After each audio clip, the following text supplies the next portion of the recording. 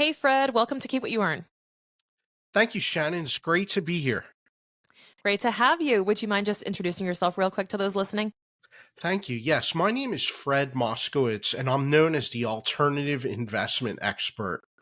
And what I'm passionate about is teaching and sharing ideas and concepts about investing in alternative investments. And this is everything that you didn't learn about from sitting in those seminars with the 401k plan administrators that came into your workplace to teach you all about investing and the importance of diversification. Well, the alternative investments, it's the whole other world where it's not the Wall Street products. It's not the mutual funds.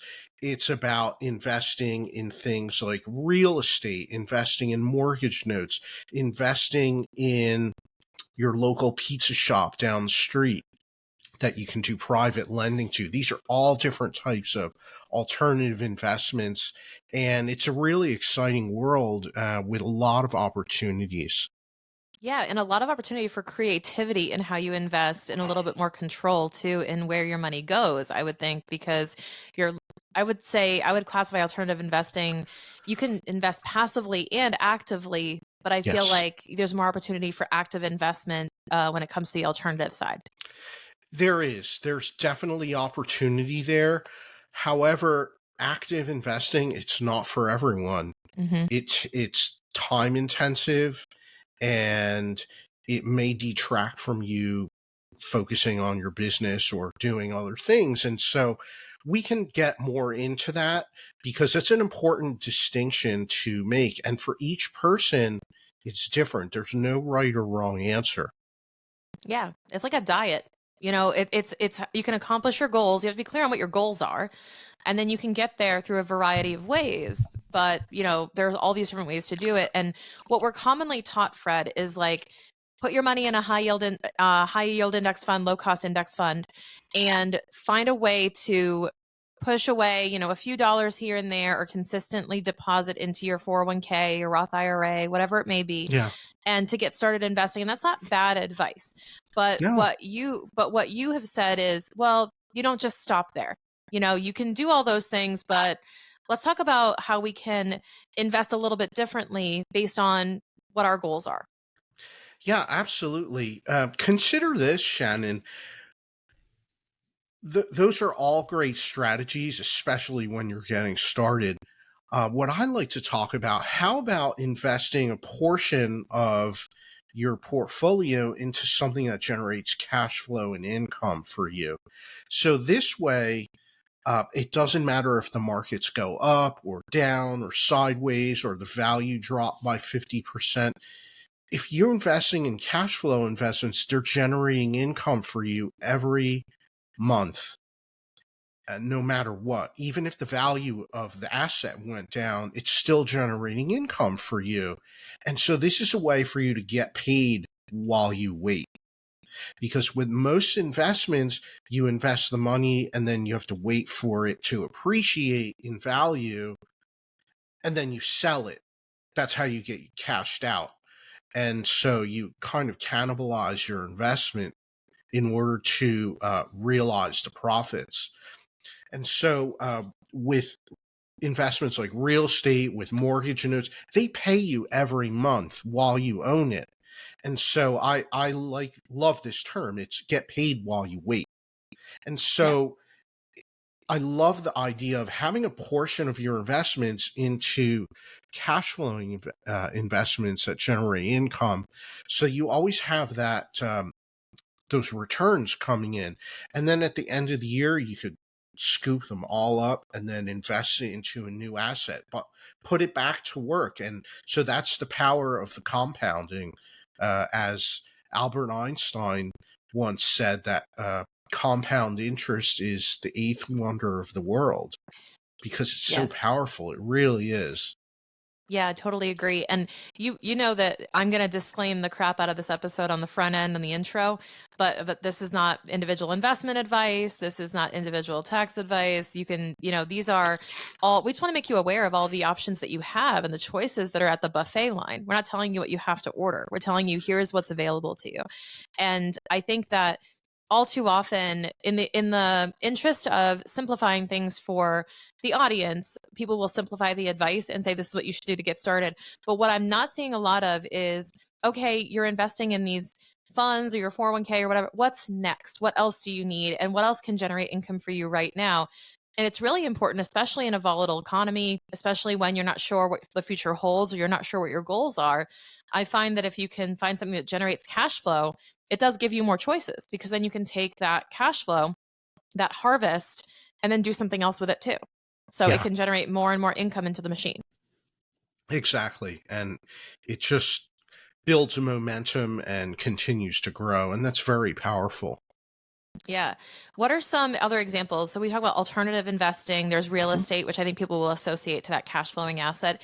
But you Yeah. mentioned mortgage notes as well. Could you just unpack the very basics of how the investment in the mortgage note generates cash flow, but then also how someone would actually invest in that? Yeah, absolutely. Mortgage notes are really a niche area of real estate investing because you're investing in the debt associated with real estate. Everyone's familiar with real estate investing, whether it's single family homes or apartment buildings or vacation rentals, right? But not too many people talk about investing in the notes, the debt that's associated with all of those properties. And most real estate investors, when they think of a note and a mortgage, they think about it from the perspective of being the borrower and not from the perspective of being the lender. But when you get involved in note investing, what it does is it allows you to transition from being the one making the monthly payments to being the one receiving the monthly payments. And that's very powerful. It really is. But some of the reasons why I love this asset class of mortgage notes is that you're investing in an investment that's backed by an asset with tangible value. It's backed by real estate. So that gives you a lot of security, a lot of downside protection for your capital, which many investments don't offer any kind of protection at all. And so that's the first one. The second one is mortgage notes are traditionally sold at a discount. They're sold for less than the amount of the loan balance. And so when you purchase at a discount, that drives up your rate of return. And the third is that with mortgage notes, you can earn a healthy rate of return. I would say more above average compared to traditional investments. It does come down to how much risk you're willing to take, and so that's a complete spectrum of different amounts, but it's very powerful. So when I learned about those three aspects, I became very interested. It was very appealing for me, and it was not hard for me to transition from being an active real estate investor to getting involved in mortgage note investing. Now, what would you recommend in terms of, let's say somebody is actively investing in the market right now and they're like, this sounds good. There's a lot of advantages. Mhm. And I'm interested in learning more about this. What are some of the resources that you recommend? Because I'm always an advocate that don't put your money into something you don't understand. No, So first, if definitely. people want to understand more about how this works and how to get involved, what are some of the resources you recommend? Yeah, this is a great question. Mortgage note investing, it's very important to get educated first. There are numerous books that you can read. Certainly, there's podcasts to listen to. There are numerous investment seminars and workshops that you can go and attend. But the main distinction is you have to seek this out. You're not going to be taught in school. You're not going to be taught about this in the presentation by your 401k administrator, none of that. You have to seek it out. But I would say start with some decent books. There's some good books out there that will give you a overall perspective, and then you can decide where to go from there. One of the biggest decisions that an investor needs to make when they're considering note investing is, do you want to be active or passive? And there's no right or wrong answer. It's a very personal decision. But I always say is, how much time do you have? If you have a lot of time, then you can be an active note investor and uh, get hands on, start building a portfolio, buying notes, and that's great. It's a lot of work, but it's very rewarding. And if you don't have a lot of time, then maybe you want to consider passive investing, where you invest in a note fund.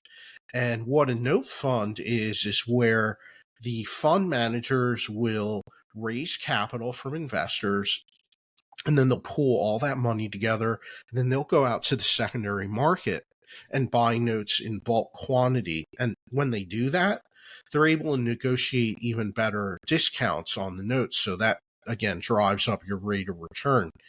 And the benefit for the investors is that they're able to leverage the experience, the expertise, the access to notes that the fund managers have. And meanwhile, they're earning a passive rate of return on their investment.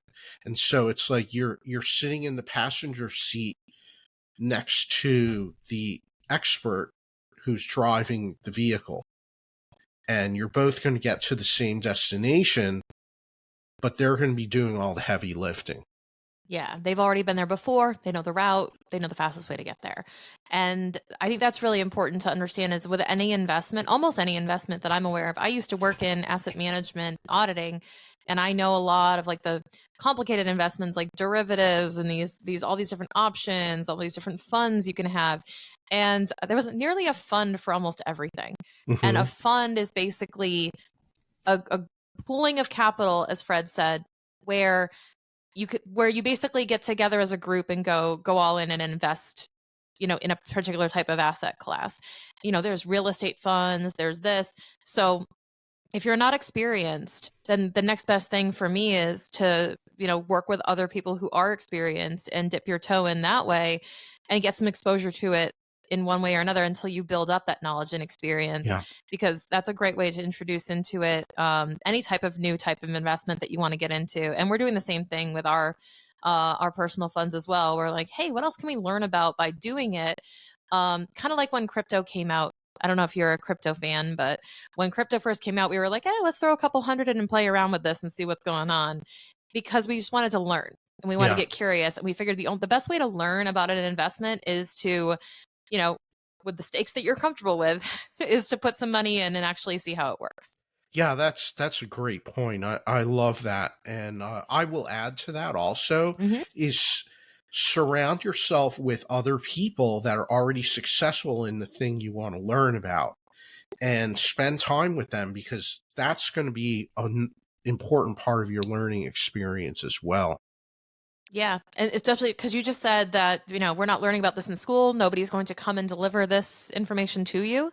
You have to order it. So the best thing you could do is surround yourself with people who have it so that you're constantly surrounded by the conversations naturally happening. Yeah. Because a lot of times what I find is there's this stalemate between people who want to become investors and identify as investors and people who have this knowledge that are a little bit more advanced. And these people do want to learn. They don't know what questions to ask, or they don't know what the conversations are that are happening behind closed doors. Yeah. And the best way to get involved is get in the room with those people and Yeah. figure out what's going on.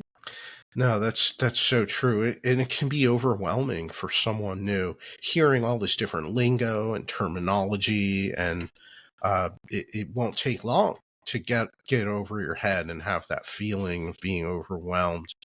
And so having those relationships in place, it really makes a huge difference. It really does.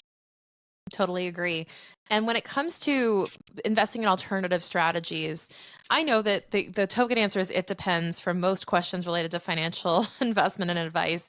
But would you recommend, is there any type of signal or any type of sign that maybe you should start looking into something beyond the index fund, beyond the 401k? What are the signals that someone should be looking for to say, hey, I think I want to be investing in something new? It could be a level of capital they have, it could be a level of wealth they've achieved, a level of investments they have in these other basic strategies. When do you typically recommend somebody explore the alternative side? There's no time like the present. Yep. That really sums it up. There's no right time. There There's is no not. minimum, right? There's no minimum to get No, involved, right? I think there's that's a not. misconception that you have to like graduate from, first, second, and third grade of investing, and that this is like high Yeah. school investing. But it's like you It could put any amount of money in, right? yeah, it I would say it's the right time is when it your threshold of awareness becomes so that you know about it, you're curious and you want to learn more. That's it. Right? It's like, hey, if you wanted to get into real estate and buy a rental property, when is the right time? Well, we can say that the best time is at the bottom of a real estate cycle, of course. Um, However, you can make money in all areas of the cycle. And so it comes down to when is your threshold of awareness reached where you're starting to learn about it and become curious and focus intention on it.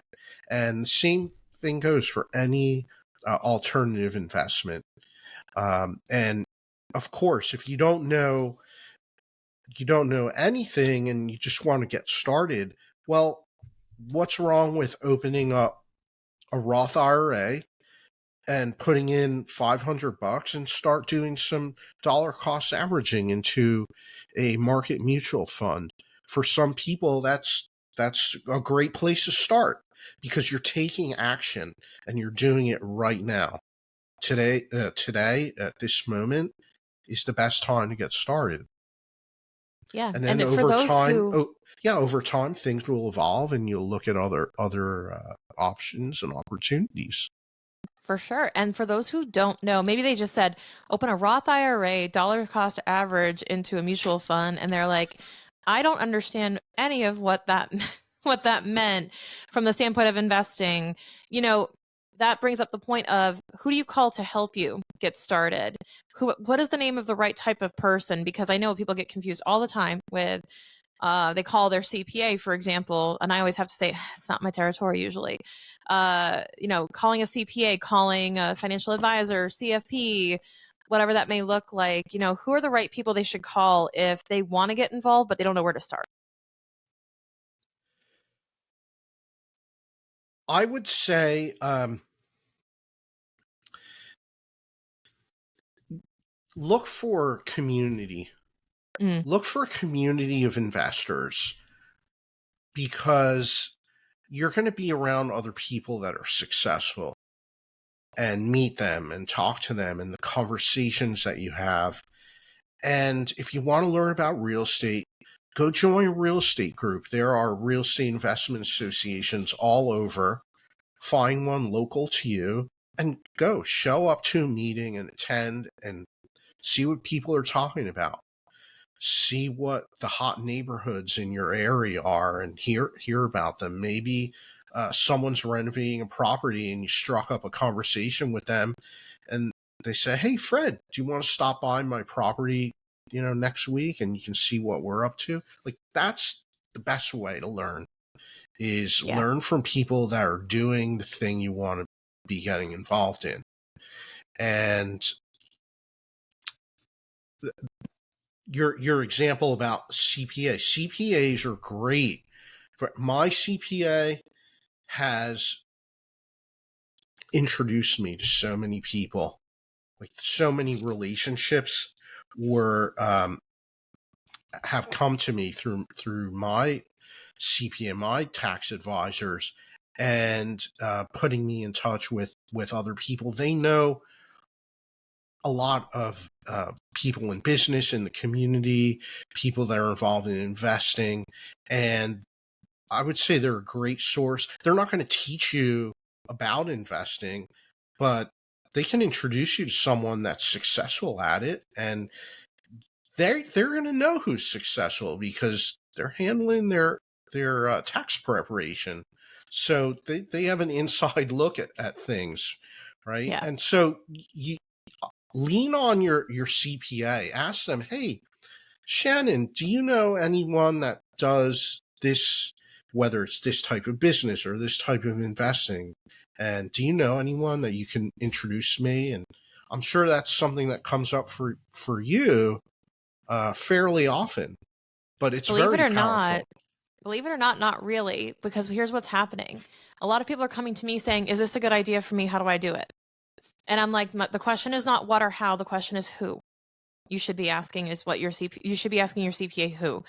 Exactly to Fred's point, you should say, "Who should I be talking to about this?" And depending on what they're trying to solve for. How do I get started? I'm like, talk to someone who's done it, Yeah, because it's not guaranteed that your CPA has done this or they have advised someone who's done it. And it's not really an expectation. I wouldn't also measure or grade your CPA on whether they've done this or not. I think it's more of a personal investing strategy, and 100% agree with Fred's advice that the first thing you should do is find people who've already done it and have experience with it. Or if you're going to go to a professional like a CPA, financial advisor, they should have advised someone who's done it yeah, and seen how it was done to be able to speak from experience. Because a lot of the times, us CPAs and other financial advisors are looking at it through one lens, which is the tax side of things, or looking at your cash balance. And we're also technically, I would say generally, we're a little bit more risk averse just as a population.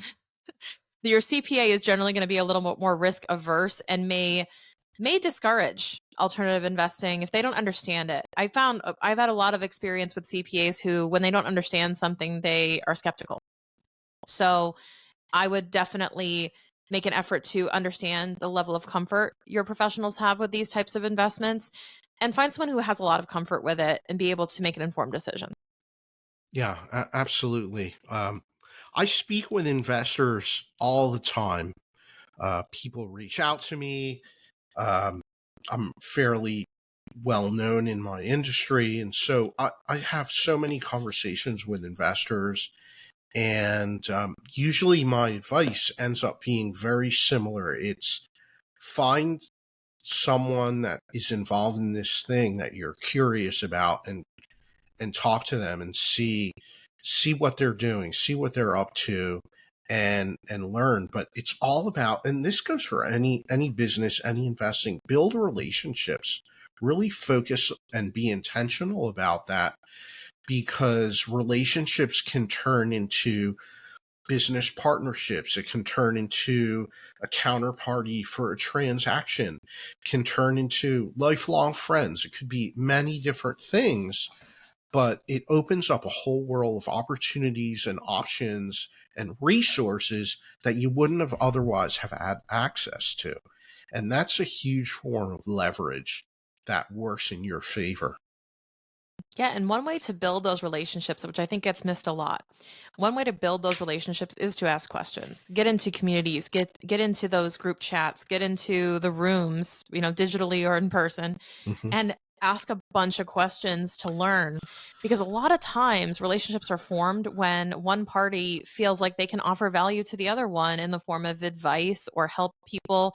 A lot of times people are not, I'm finding these days especially, people are not really gatekeeping information. They're happy to share how they were successful or the different factors, the mistakes they made.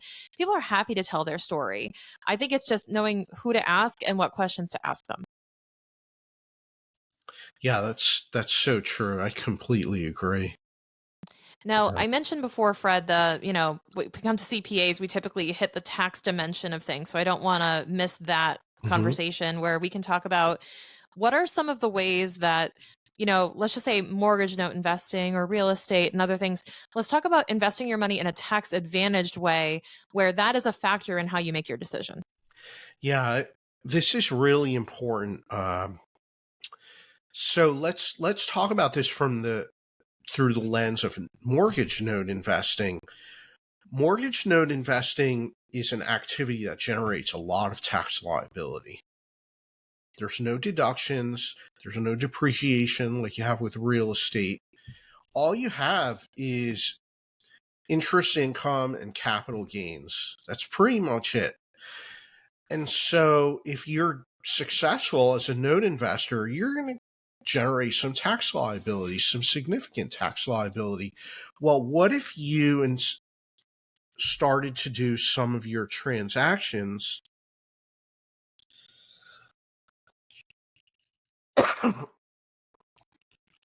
What if you were about to do some of your transactions using a tax advantage account, using a Roth IRA or traditional IRA or 401k? You can invest in mortgage notes in one of these accounts. And if it's a Roth IRA, it's completely tax free. And so that's very powerful because you're earning a high rate of return and you're paying zero taxes on all the upside. And so that skyrockets your growth. And if you have retirement account capital sitting there idle anyway, what a great way to put that to use. Note investing is a capital intensive investment. You really can't use leverage. You have to buy a note with all cash. And so if you have a 401k from a prior employer or money sitting in an IRA, that's a great way to utilize those funds to their highest and best use. And so anytime that someone approaches me where they're interested in getting involved in note investing, I always talk about this. I say, hey, do you have retirement account funds that you want to use in this transaction? And a lot of times people say, I didn't know you could do that. I didn't know. Well, that's what happens. You have to go out of your way to learn how to do it, but there's definitely strategies and ways to do it. And you can get that set up. And I do deals all the time in my retirement account. I buy notes in my HSA even, right, which is a smaller account, but it's the same idea. The tax advantages are huge. And so our job as a note investor is to always put your capital to work as close to 100% of the time as you can. And so doing it in a tax advantage way is very powerful. Yeah, because you could spend a lot of time trying to get that extra, we'll say in total, extra 20 to 30% return, which is just the same as the tax savings. If you're choosing the right way of taxing your income, like you said with a Roth, you can have it grow tax free. And when you understand how these operate and you know where to put the different cards, you can then play the game a lot better. Yeah. I think what people get overwhelmed by are all the options available to them, that they're not sure how to optimize exactly how to use all of these resources available. In a way, it's almost like an analysis paralysis of, I'm not going to put my money anywhere because there's too many damn places Too to put many it. choices. Yeah. Yeah, there's too many choices. So people will go to the default. They'll go to the, well, I heard about low cost index funds. That's safe. I can set it and forget it. That's fine. But when it comes to really thinking about how this is going to impact you, I want you to listen to what Fred said, that there are ways to be mindful of the tax impact of these things. And it will really make a huge difference because taxes are a huge percentage of that income. When you, especially because, I mean, I don't see tax rates going down significantly anytime soon when we retire. So I think that it's really important to just be understanding of what the tax implications are of the different investments that you choose. Yeah, that's so true. That's so true. And here's the other thing, Shannon. These are not some kind of obscure tax loophole that Right. people are using. These are available to all taxpayers in one form or another. There are options there. And so you have to learn about them. This is a great conversation to have with your CPA is, hey, I'm making some profit in my business now. We're going to have tax liability this year. Does it make sense to open up a 401k and put some money away, because we should be doing that anyway on an ongoing basis for our retirement. And so these are the conversations that your CPA can provide counsel and guidance to you about. Hey, maybe this year doesn't make so much sense, but we can see that next year that's going to be the year to do it. Okay, and so you come up with a strategy and a plan, right? Just like, here's another big one is, if you want to do a Roth conversion, that's has a whole cascade of dependencies and variables, and so it could be a multi-year process to do it, to convert traditional retirement account to Roth. The benefits are huge, but you do it in a planned and systematic way that makes sense, and your CPA can provide guidance. And from year to year, your situation changes and you have to make adjustments along the way. And Hmm. so this is all part of the tax planning process that you should be going through with your tax advisors. You don't go see your tax advisor once a year just to do your tax return prep. That's just one piece of it. What about all the planning, end of year planning, the strategy sessions, all of that? You need to do that, and you need to ask about it. And if your tax professional is not helping you with that, well, then maybe you want to find someone else, because that's a huge part of the service and expertise that they have to offer. And you want to be taking advantage of that. Yeah, and it goes both ways too with, finding another professional or making sure you're ordering that off their menu. Because a lot of people don't realize that they have to ask for these services. The assumption is typically when you say I need my taxes done, that the CPA or the tax preparer is going to simply publish the story for you, as I put it, not co-author the story and change the ending. So we have to be careful with, are we hiring a publisher or a co-author during the course of the year? And if you are hiring someone to simply publish, then your job is the manuscript and you have to be Uh, ready for that and know what your role is in that relationship. I love that analogy. That's beautiful. Yeah, it's like, because you're not going to like the ending if you're the only writer of it, Yeah. if you've never written a fairy tale before. So we, with our businesses and our personal wealth, we have to be mindful of what are the tax impacts to this. And by the way, we don't expect you to know that. We don't expect you to know what the tax implications are of what you're doing. That's what we're here for. That's what Yeah. your professionals are here for.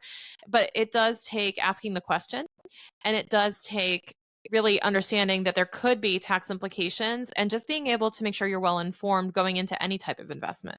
Yeah. Absolutely. And you do it before you Yeah. get involved, not after.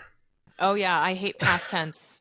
When people say, "Oh yeah, I invested in this huge multifamily thing," and I'm like, "Cool, like why is that in past tense instead of I'm thinking about investing in this? Yeah. What are the implications? What should I expect?" Right? I've met a lot of real estate investors, for example, just on the tax topic. I've met a lot of real estate investors never heard of a cost segregation, never heard of, uh, Wow. never heard of the depreciation deduction, or I didn't understand it fully, and it's a shame because there's so many of these different strategies available to real estate investors if they want to get involved in it.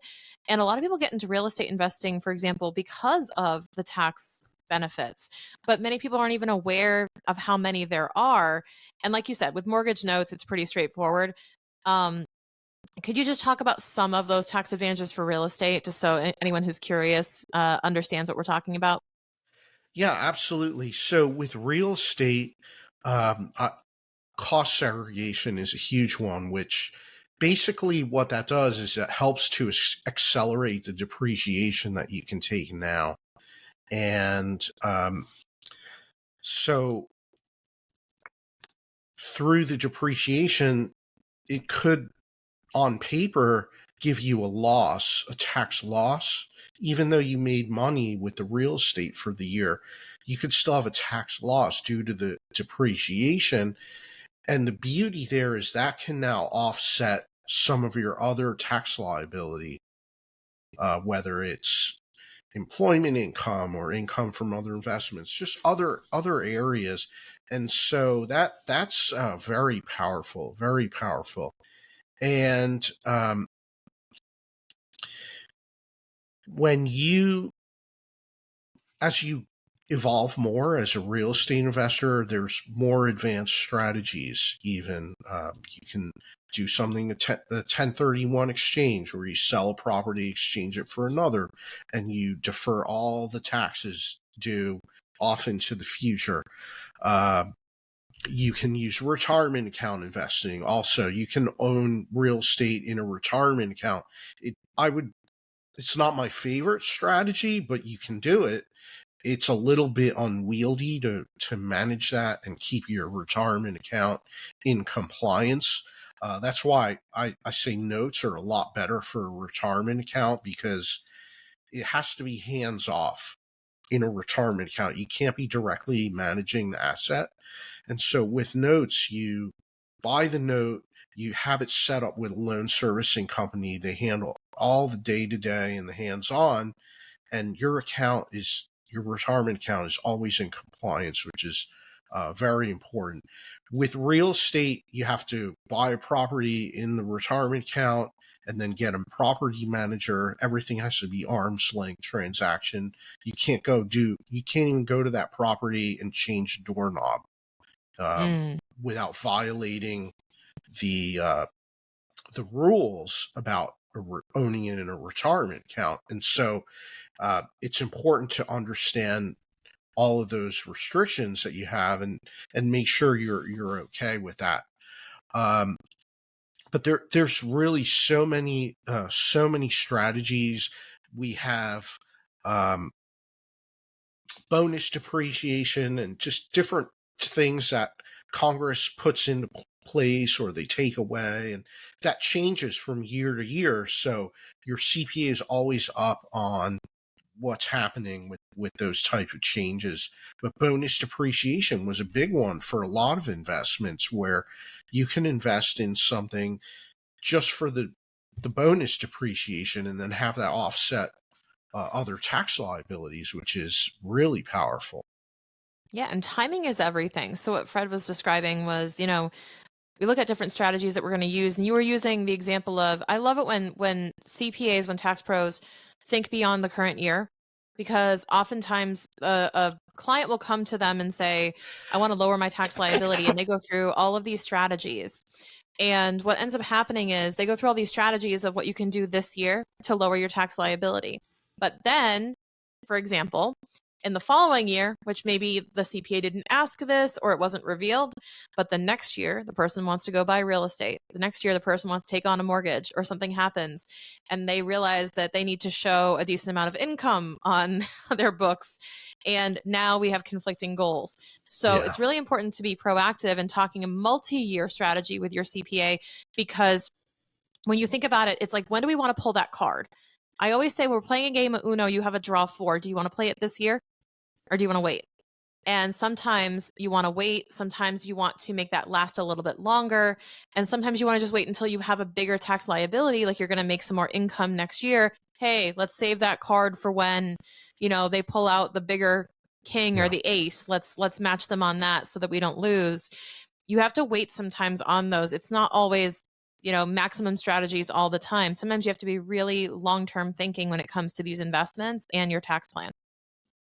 Yeah, that's so true. So true. It's a long game. Investing is a long-term approach, and that's always going to be the best, give you the best results, is playing the long game. Totally agree. And we've reiterated this over and over in the episode, but educating yourself is key. Getting used to the terminology, getting surrounded by other people who are using this terminology and are successful in these investments. And Fred, I wanted to ask you, what resources do you have available for our listeners if they want to learn more about mortgage note investing or alternative investing? Where is the best place for them to go, and how can they get in touch with you? Yeah, thank you, Shannon. The best place to connect with me is to visit my website, which is fredmoskowitz.com. And however, if a lot of you listeners may prefer a little bit of an easier spelling, so you can also go to giftfromfred.com, and it'll take you right to my website. I Perfect. have a special report on note investing. Happy to email that out to you. just go to giftfromfred.com and fill out the information, and we'll get that sent right over to you. I always love connecting with investors and building relationships, learning what people are up to. There's so many different avenues and so many different niches within investing, and it's just a wonderful, wonderful place to explore and learn and build relationships. I agree. And in that spirit, reach out to Fred, ask him questions. And even if the question is, who do you know who has successfully implemented this that you talked about on Shannon's show? And ask for those connections too, because, Fred is well known in his industry. He can help you out and also give you some examples of how it could work for you or how it's worked for others. Fred, thank you so much for joining me today. I really appreciate your time. Thank you, Shannon. It was a pleasure being here.